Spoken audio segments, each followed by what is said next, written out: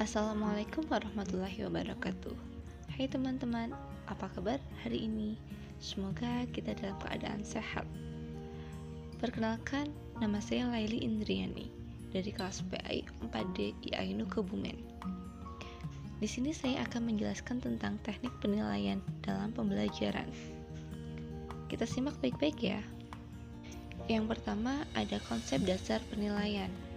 3 istilah yang sering dipakai oleh orang secara rancu yaitu ada pengukuran, penilaian, dan evaluasi.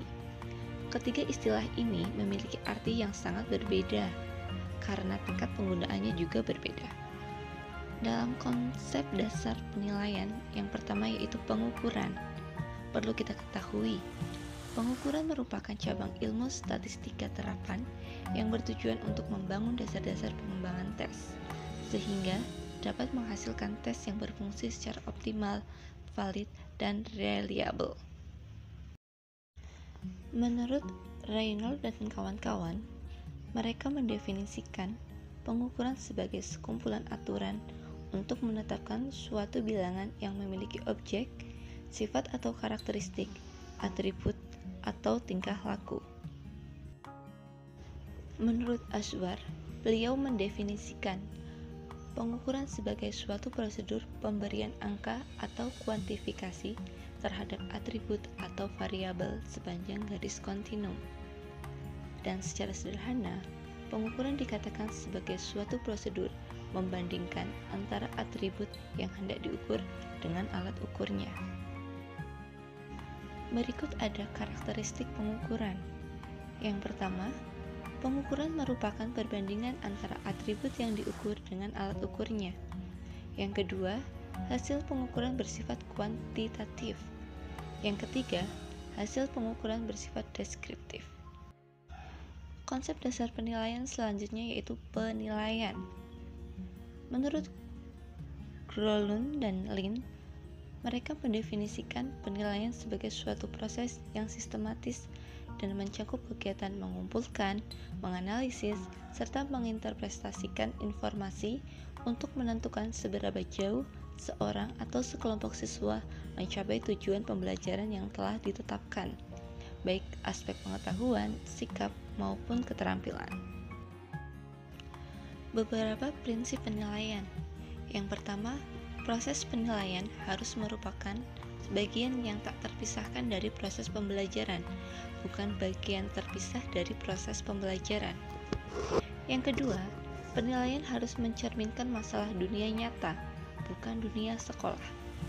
Yang ketiga, penilaian harus menggunakan berbagai ukuran, metode, dan kriteria yang sesuai dengan karakteristik dan esensi pengalaman belajar. Yang keempat, penilaian harus bersifat holistik yang mencakup semua aspek dari tujuan pembelajaran. Tujuan penilaian diarahkan kepada 4 hal, yaitu penelusuran, pengecekan, pencarian, dan yang terakhir yaitu penyimpulan.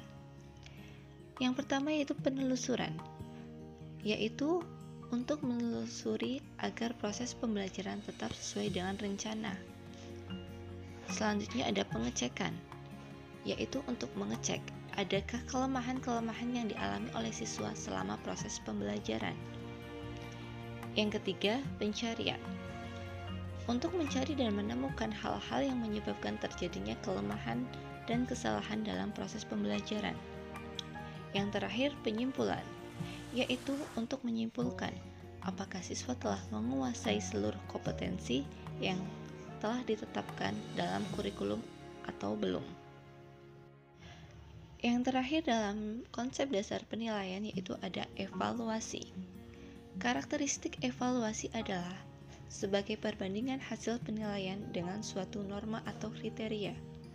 Hasilnya bersifat kualitatif dan hasilnya dinyatakan secara evaluatif. Berikut merupakan contoh bagan kaitan antara pengukuran, penilaian, dan evaluasi dalam konsep dasar penilaian.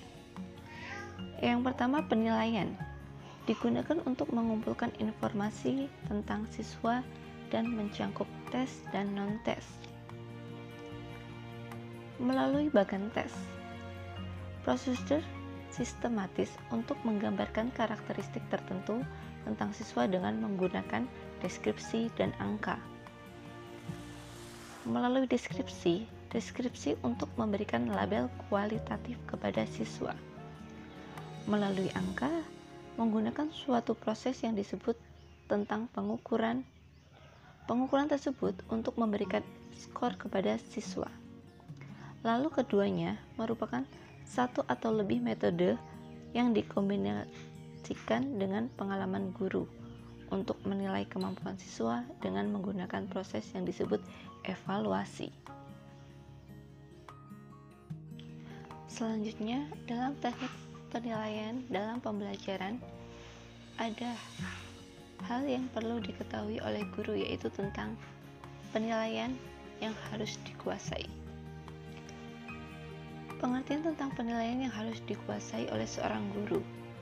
Hal yang perlu diketahui dan dikuasai oleh seorang guru terkait penilaian menurut Kusairi dan Suprananto. Yang pertama, guru harus memilih prosedur penilaian yang tepat untuk membuat keputusan pembelajaran. Yang kedua, guru perlu memiliki kemampuan mengembangkan prosedur penilaian yang tepat guna membuat keputusan pembelajaran. Yang ketiga, guru harus memiliki kemampuan dalam melaksanakan, melakukan pembelajaran, dan menafsirkan hasil penilaian yang telah dibuat. Yang keempat, guru harus memiliki kemampuan menggunakan hasil-hasil penilaian untuk membuat keputusan-keputusan di bidang pendidikan.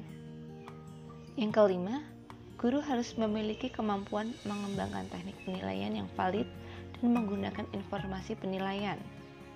Yang terakhir, guru harus memiliki kemampuan mengumpulkan hasil-hasil penilaian. Yang ketiga, ada cara teknik penilaian yang tepat. Prinsip dalam memilih dan menggunakan penilaian agar bermakna. Yang pertama, tujuan pembelajaran yang akan dinilai harus jelas. Yang kedua, teknik penilaian yang dipilih harus sesuai dengan tujuan pembelajaran, agar tujuan pembelajaran tersebut dapat tercapai dengan efektif dan efisien. Yang ketiga, teknik penilaian yang dipilih harus sesuai dengan karakteristik dan kebutuhan siswa. Jadi, di sini guru harus mengetahui karakteristik dan kebutuhan siswa, agar teknik penilaian yang digunakan itu tepat dan sesuai dengan tujuan awal. Yang keempat, dalam menginterpretasikan hasil penilaian, guru harus mempertimbangkan kelemahan setiap teknik penilaian. Jadi, di sini guru dapat mengetahui kelebihan-kelebihan dan kelemahan setiap teknik penilaian, sehingga penilaian yang diambil oleh guru itu tepat untuk digunakan dalam pembelajaran. Selanjutnya ada sifat-sifat penilaian pendidikan. Menurut Cohen dan Swartlik, konsep dasar penilaian disebut sebagai sifat penilaian.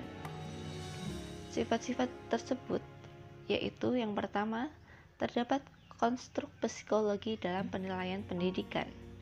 Yang kedua, meskipun konstruk dapat diukur, namun hasil pengukuran konstruk itu tidak sempurna.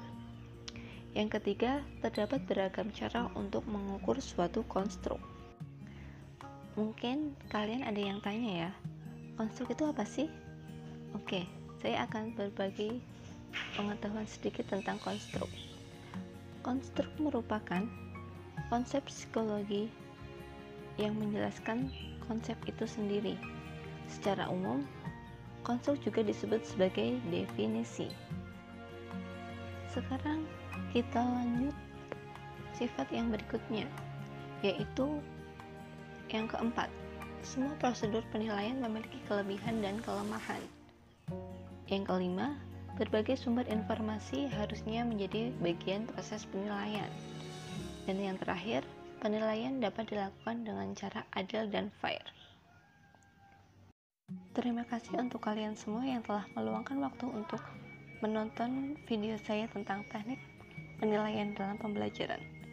Kurang lebihnya saya mohon maaf. Wassalamualaikum warahmatullahi wabarakatuh.